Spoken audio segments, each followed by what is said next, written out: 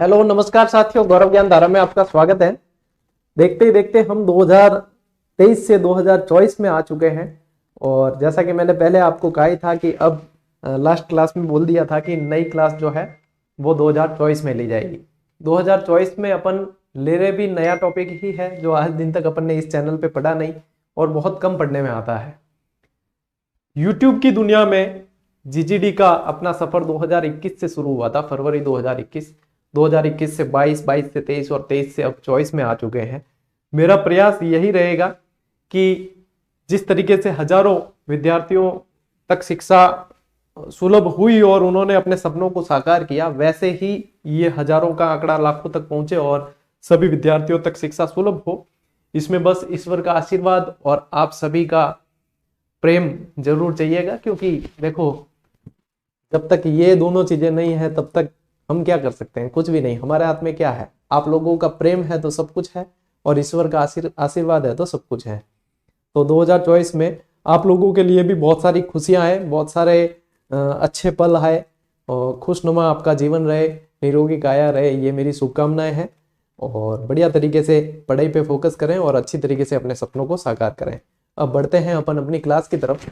आज जो पढ़ने जा रहे हैं साथियों, अपन जैसलमेर के बाटी पढ़ने जा रहे हैं। ठीक है, पहले मैं इस टॉपिक के बारे में बता दूं कि क्या ये सिलेबस में शामिल है या नहीं है या कैसे, क्योंकि कई बच्चे जो है पेड कोर्स ज्वाइन किए होते हैं या कहीं दूसरी जगह पढ़ रहे होते हैं। तो ये टॉपिक ऐसे होते हैं जो जैसे कि पेड कोर्स में भी कई बार नहीं करवाए जाते, कोचिंग में भी कई बार नहीं करवाए जाते, फ्री क्लासेज चल रही है तो उसमें भी नहीं करवाए जाते, और प्रत्यक्ष रूप से ये किसी सिलेबस में शामिल दिखते भी नहीं है। लेकिन इतिहास, जैसे राजस्थान का इतिहास दे दिया तो ये एक अच्छा टॉपिक माना जाता है, इसलिए अपन भी इसको कवर कर रहे हैं कि हाँ चलिए अपन इसको कवर करते हैं। कहीं ना कहीं सवाल यदि बना तो ठीक है, वैसे बनने के चांस बहुत कम होते हैं, इसमें से बहुत कम सवाल बनते हैं, लेकिन फिर भी अपन पढ़ लें, एक क्लास में इसको पूरा पढ़ लेंगे तो कोई दिक्कत नहीं है।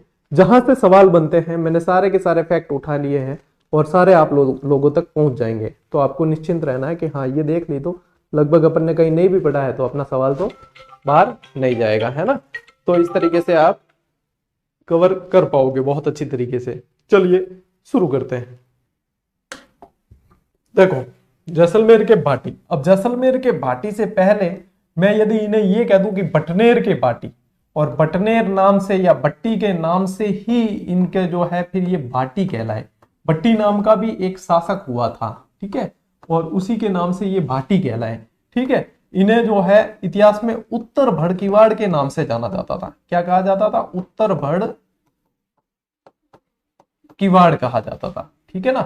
तो ये इतिहास में कह दिया जाता, उत्तर भड़ किवाड़ का मतलब ये भी है कि उत्तरी सीमा के प्रहरी रहे हैं ये। और यदि अपन देखें बटनेर, ठीक है, पहले बटनेर ही नाम था, हनुमानगढ़ बाद में हुआ, उसे जीतने के बाद में फिर मंगलवार को देखो फिर हनुमान जी का मंदिर बनाया और इसलिए हनुमानगढ़ नाम हुआ। ये मैंने बीकानेर पढ़ाया जब बता दिया था। तो पहले बटनेर को बसाया।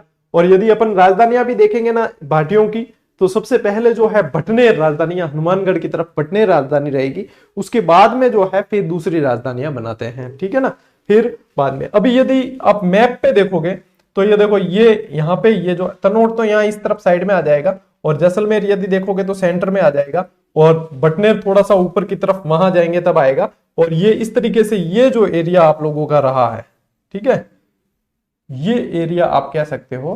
फिर ये बीकानेर वाला थोड़ा सा, मतलब इसमें बटनेर को यदि अपन थोड़ा साइड में करेंगे तो फिर बीकानेर वाला एरिया वहां से निकल जाता है। तो ये जो है भाटियों का शासनकाल यहाँ इस एरिया में रहा है। ठीक है ना, जिन्हें अपन जैसलमेर के भाटी नाम से जानते हैं। ठीक, आगे बात समझ में? ठीक है, यदि यहां पे देखा जाए तो इन्हें ये भी कहें कि ये यादव थे या यादव वंशी थे तो भी गलत नहीं है। क्यों? क्योंकि जैसलमेर के भाटी अपने आप को श्री कृष्ण के वंशज बताते हैं, और श्री कृष्ण यदुवंशी थे।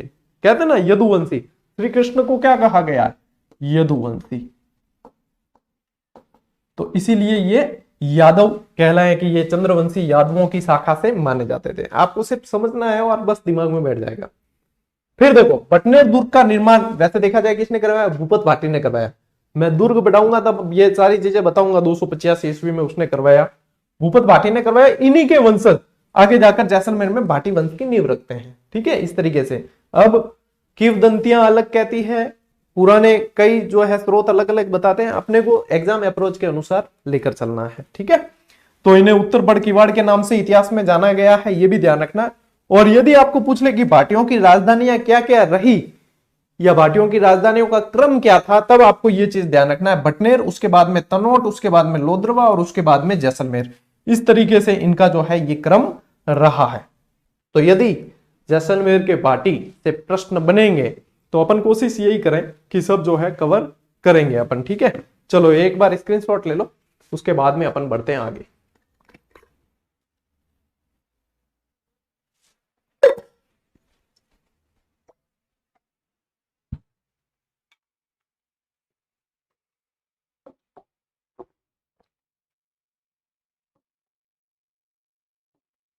आप लोगों के लिए पता नहीं 2023 का अंत कैसा रहा, मेरे लिए 2023 का अंत कुछ ज्यादा ठीक रहा नहीं। बल्कि 2023 के अंतिम, जैसे 31 आप कहीं मनाने इधर उधर होटल वोटल में कहीं गए होंगे, मेरे को हॉस्पिटल जाना पड़ा था 2023 के अंतिम दिन भी। स्वास्थ्य अभी तक पूरी तरीके से रिकवर हुआ नहीं है, पता नहीं क्या समस्या है, लेकिन फिर भी प्रार्थना है ईश्वर से और आस यही है कि 2024 अच्छी तरीके से निकलेगा। चले देखते हैं क्या होता है। भाटियों के वंशज, यानी कि ये भूपत भाटी के ही आगे वंशज कह सकते हो, केहर। केहर ने तनोट दुर्ग की नींव रखी। नींव केहर ने इसने रखी है, केहर ने, लेकिन इसे पूरा जो बनाता है वो बनाता है तनु भाटी, ठीक है, तनु। तो तनु इसे पूरा करवाता है और तनु जो है तनोट को ही राजधानी भी बनाता है, यानी कि तनोट माता का मंदिर बनाया और ये तनु ने बनवाया और तनोट को राजधानी बनाने का भी काम ये करता है, ठीक है, ये चीज ध्यान रखना। फिर आता है देवराज भाटी। जहां जहां मैं यदि एक लाइन ले रहा हूं ना एक शासक की, तो वहां पे वो ही इंपॉर्टेंट है, ठीक है, ज्यादा आपको उसमें दिक्कत नहीं होगी। देवराज भाटी ने लोद्रवा को राजधानी बनाया, फिर तनोट के बाद में लोद्रवा राजधानी बनी। अब लोद्रवा के अपन पढ़ते भी है, महेंद्र और मूमल की कहानी पढ़ते हैं, है ना।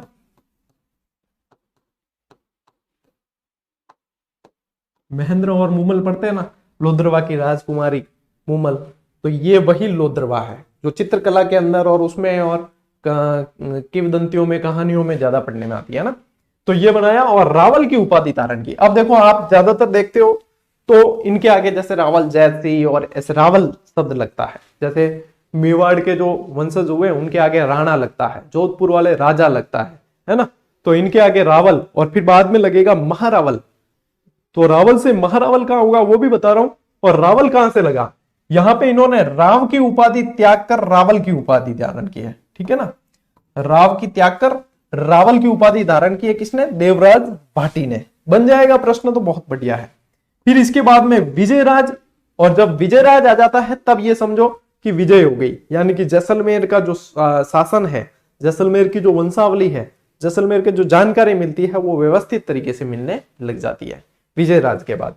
तो विजयराज ने परम भट्टारक, महाराजाधिराज, परमेश्वर आदि उपाधियां धारण की और इसके साथ ही भाटियों का जो है व्यवस्थित इतिहास देखने को मिलता है, ठीक है। तनोट माता के मंदिर का ये बाहरी गेट है, इसके मेन मंदिर तो अंदर की तरफ है। 1965 का विजय स्तंभ भी बना हुआ है और कई सारे पाकिस्तान के आए हुए जो गोले यहाँ फटे नहीं थे वो भी अंदर सुरक्षित रखे हुए। चलिए स्क्रीनशॉट लीजिए एक बार, फिर बढ़ते हैं आगे।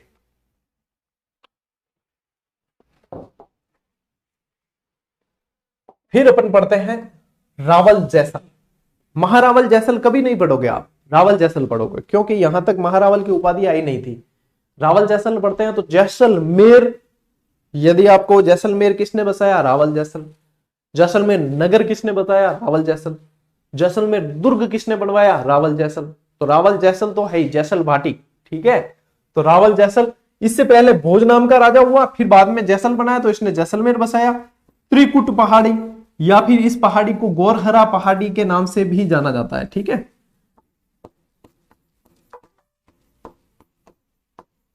गोरहरा पहाड़ी भी कह देते हैं, इसलिए जैसलमेर दुर्ग को गोरहरा गढ़ भी कहा जाता है, ठीक। तो यहाँ पे 1155 के अंदर त्रिकुट पहाड़ी पर जैसलमेर दुर्ग की नींव रखी। हालांकि जैसलमेर दुर्ग का जो पूरा काम जो करवाया वो शालिवाहन ने करवाया बाद में, लेकिन नींव जो रखी और शुरू कर दिया है वो रावल जैसल ने कराया। तो जैसल को ही पढ़ने में जानते हैं अपन, ठीक है, पढ़ने में आता है। लोद्रवा से जैसलमेर को राजधानी बनाया। अब पहले लोद्रवा थी, देखो बटनेर, फिर बटनेर के बाद अपन ने पढ़ा तनोट, तनोट के बाद लोद्रवा और फिर जैसलमेर। तो जैसलमेर को राजधानी बनाने वाला ये है, और जैसलमेर नगर भी बसाया है किसने? रावल जैसल ने। इसलिए जैसल को स्पेशली अपन ने बॉक्स में लेके पढ़ा। फिर बाकी जो है अपन फैक्ट के रूप में पढ़ेंगे, जहां पे जो इंपॉर्टेंट है वो, है ना। फिर देखो रावल जैत सिंह। रावल जैत सिंह के समय जो है 1308 में अलाउद्दीन खिलजी ने आक्रमण किया।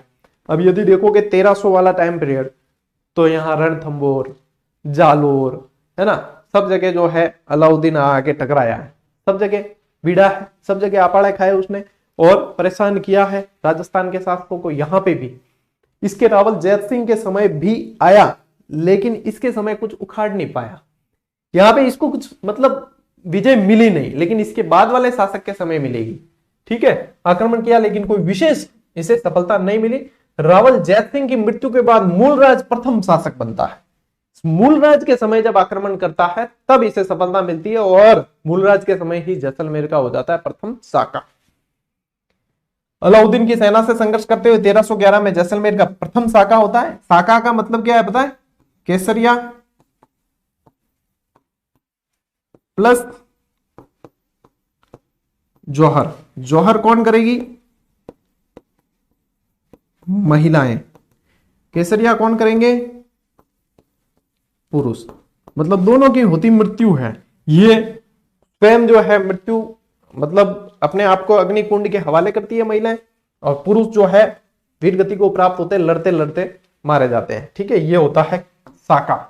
यदि दोनों में से कोई भी एक नहीं हुआ तो वो पूरा साका नहीं होगा, वो अर्ध साका, और अर्ध साके के लिए बदनाम भी जैसलमेर ही है। ठीक है, अभी आगे बताऊंगा।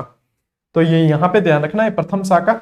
और दूसरा साका रावल दूदा के समय है, लेकिन इसमें इतिहासकार बहुत मतभेद रखते हैं। संभवतः इसमें ऐसे पढ़ा जाता है कि संभवतः दूदा के समय है, दूदा के समय ही है, लेकिन आपको सिर्फ इतना ध्यान रखना है फिलहाल के लिए। ठीक है, चलो स्क्रीनशॉट ले लो एक बार।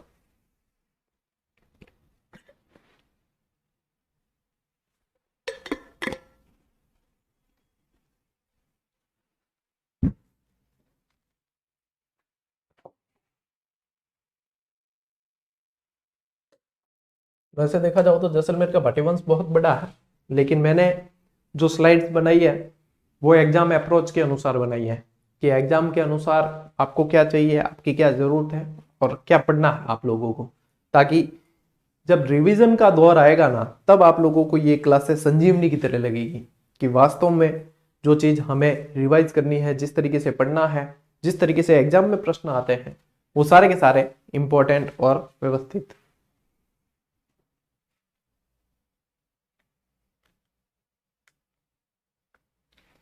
हाँ देखो, रावल दूदा के बाद शासक बने रावल गढ़सी। अब जैसा इसका नाम है वैसा ही इसने एक सरोवर बनाया, गढ़सीसर झील जिसे कहा जाता है।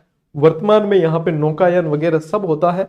ठीक है, और इसके यहाँ पे एक गेट जो है टिलो नामक वैश्या ने बनाया है, तो वहां पे इसका वो जो है साइन बोर्ड लगा हुआ भी है टिलो नामक वैश्या के बारे में। ठीक है, रावल लक्ष्मण, इसके समय जैसलमेर में लक्ष्मी नारायण मंदिर बनवाया। तो इसको याद करना कितना आसान है कि लक्ष्मण ने लक्ष्मी नारायण मंदिर बनवाया। अब लक्ष्मण नाम होने से लक्ष्मी नारायण ऐसा नहीं है, लक्ष्मी नारायण जो है विष्णु भगवान का मंदिर है, लेकिन ये याद करने के लिए अपने लिए आसान है थोड़ा सा, है ना। रावल बैरी सिंह ने रत्नेश्वर महादेव और सूर्या मंदिर, ये यहां पे थोड़ा सा आप इंपॉर्टेंट लगा देना। बैरी सिंह ने रत्नेश्वर महादेव, इसकी एक रानी थी रत्ना, ठीक है, रानी थी रत्ना, तो उसके नाम पे रत्नेश्वर महादेव रख दिया। और एक रानी और थी सूर्या, सूर्या भी रानी थी, तो सूर्या मंदिर। ठीक है, इन दोनों का निर्माण करवाया। रावल जैत सिंह द्वितीय ने शांतिनाथ जी का मंदिर करवाया। और मैं आपको बताऊं कि जैन संप्रदाय जो है उससे ये बहुत प्रभावित रहे।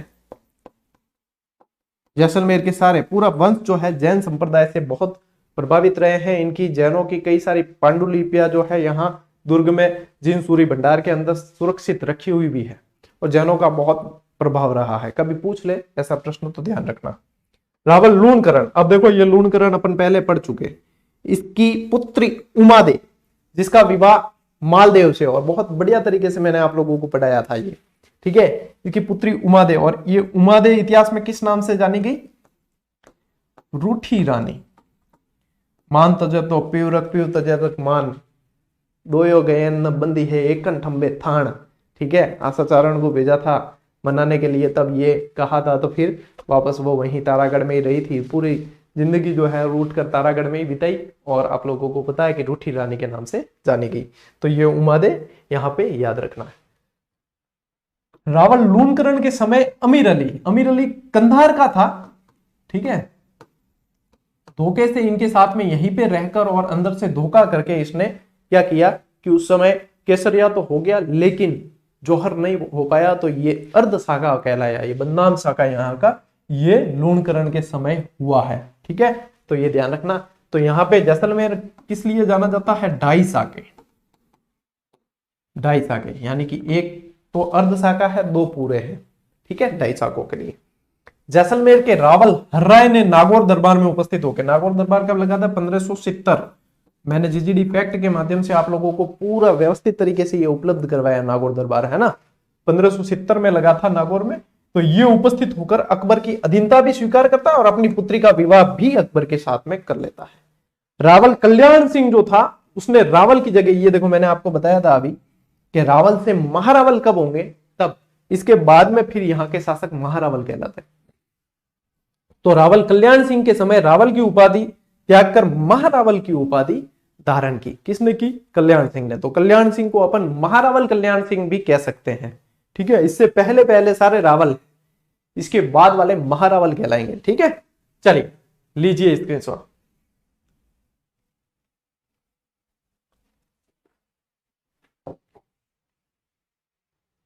अब देखो महारावल, अब किसी के आगे यदि मैंने रावल लिखा हो तो भी आप महारावल कर सकते होंगे, इसके बाद में सारे महारावल कहलाए। महारावल सबल सिंह ने तांबे की मुद्रा चलाई। एक बार ये प्रश्न बना था कि जैसलमेर की कौन सी प्रसिद्ध मुद्रा इसमें से रही है, डोडिया, ठीक है।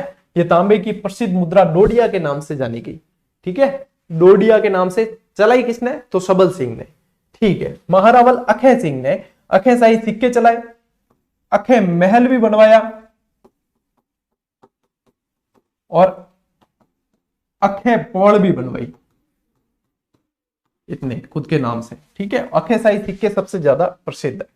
महारावल गज सिंह के समय एक इंसिडेंट होता है जिस समय पालीवाल जो थे, यहाँ पे जितने भी पालीवाल थे वो जैसलमेर त्याग कर चले जाते हैं। तो जैसलमेर पालीवालों का जैसलमेर त्याग की घटना का संबंध भी कहां पे, जैसलमेर त्याग की घटना का संबंध गज सिंह के समय, महारावल गज सिंह के समय आपको याद रखना है। गज सिंह के समय ही गजविलास महल भी बनवाया है और गज सरोवर भी बनवाया है, इनके नाम से ही ध्यान रखने, ठीक है। तो गज सिंह जी के समय यह ध्यान रखना।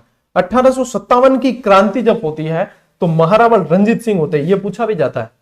क्यों पूछा जाता है, क्योंकि 1857 की क्रांति में पूछ लेते हैं, या तो वहां नहीं पूछते तो यहां पे पूछ लेते हैं, क्योंकि महारावल रंजीत सिंह ने भी अंग्रेजों की बहुत सहायता की, अंग्रेजों के पक्ष में थे, ठीक है। तो अंग्रेजों की सहायता की थी इन्होंने।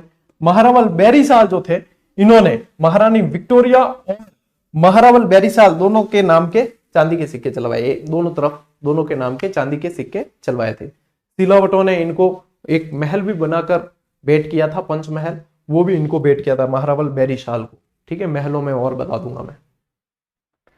कवि शिवदान रत्नू को बैरीसाल ने कवि राजा की उपाधि दी थी, ये इंपॉर्टेंट है क्योंकि यहाँ पे लेखक आया है तो इंपॉर्टेंट ही है। महारावल जवाहर सिंह के समय सागरमल गोपा को जेल में जो यातनाएं दी गई थी, ठीक है। जवाहर सिंह थे जेलर, उस समय रघुनाथ सिंह थे, और ये जो थे ये कह सकते हो आप कि इन्होंने आजादी के दीवाने और जैसलमेर का गुंडा राज नामक पुस्तकें भी लिखी सागरमल गोपा ने, और ये क्रांतिकारी थे एक तरीके से। ये उस पक्ष को उठा रहे थे जो जनता को जानना था कि जनता के विरोध में क्या काम हो रहा है, तो इनको बहुत सारी यातनाएं दी गई थी। ये मैं तो जब छोटा था, जब क्लास मुझे याद नहीं, लेकिन सागरमल गोपा का स्पेशल पार्ट आया था हमारे अंदर, और उस पार्ट को पढ़ के भावुक हो गए थे सारे बच्चे, इतनी इनको यातनाएं दी गई थी। इन्हें जैसलमेर का आधुनिक निर्माता भी कहा गया है, किसे, जवाहर सिंह को, ठीक है। जवाहर सिंह को आधुनिक निर्माता भी कहा गया है। इनके समय जवाहर निवास और जवाहर विलास महल बनाए गए। और जैसलमेर का अंतिम शासक आपको पूछेंगे तब आपको ध्यान रखना है गिरधर सिंह। अंतिम शासक कौन है, गिरधर सिंह। तो देखो याद कैसे रखोगे अंतिम शासक को, अपन ने क्लास को शुरू की तब मैंने आप लोगों को बताया कि ये श्री कृष्ण के वंशज यानी कि यदुवंशी माने गए कहीं ना कहीं यादव, तो श्री कृष्ण गिरधर थे, और अंत भी अपन गिरधर से कर रहे हैं, तो यानी कि शुरुआत और अंत दोनों ही श्री कृष्ण से किया है क्लास का, तो आपको याद हो जाएगा अच्छी तरीके से, ठीक है। स्क्रीनशॉट लीजिए। चलो इसी के साथ अपनी जैसलमेर के भाटी की, क्योंकि यदि नहीं करते ना अपन तो अपने मन में कहीं ना कहीं रहती कि यार रह गया पीछे। तो जैसलमेर के भाटी के साथ ही अपन ने राजस्थान का इतिहास आप लोगों के लिए जो इंपॉर्टेंट है, जो सिलेबस में जिस हिसाब से है वो पूरा पढ़ लिया है। और इसके बाद में अब अपन पढ़ेंगे आधुनिक इतिहास, यानी आधुनिक इतिहास में यानी कि राजस्थान का एकीकरण, प्रजामंडल, किसान आंदोलन, और उसके बाद में अपन आगे चलते चलते कल्चर की तरफ बढ़ेंगे। ठीक है, एक व्यवस्थित तरीके से चल रहे हैं, एक व्यवस्थित तरीके से अपन ने शुरुआत की थी और 2024 में भी व्यवस्थित तरीके से ही आगे बढ़ने की कोशिश करेंगे। तो 2024 में बढ़िया, जिन्होंने तैयारी नहीं भी शुरू की है तो कर लेना। और ये चूंकि देखो हर जगह आप लोगों को देखने को मिला होगा कि 50% डिस्काउंट, 90% डिस्काउंट, 80%, अपन क्या डिस्काउंट दें जब ऑलरेडी यहां इसीलिए लिखा है सदाबहार ऑफर सबसे कम हरदम, यानी हरदम है ऑलरेडी। ये चीज इस कीमत में मिलती ही नहीं है जो हम हमेशा देते हैं, ऑफर की कहीं गुंजाइश रहती नहीं है। हाँ ये है कि जब हमारी सीट फुल हो जाती है तो हम इसे सोल्ड आउट कर देते हैं, फिर जो है कोई भी ज्वाइन उसे नहीं कर पाता। जिन्होंने कर रखी है वो प्रैक्टिस करते रहते हैं, जिन्होंने नहीं की है वो फिर नेक्स्ट वैकेंसी में करना ट्राई। यहाँ पे तो सिस्टम यही है। ठीक है, चलिए साथियों, बढ़िया अच्छे तरीके से पढ़िए, आगे बढ़िए, मौज करो, राज करो। मिलते हैं अगली क्लास में, अगले वीडियो में। तब तक के लिए राम राम, जय हिंद।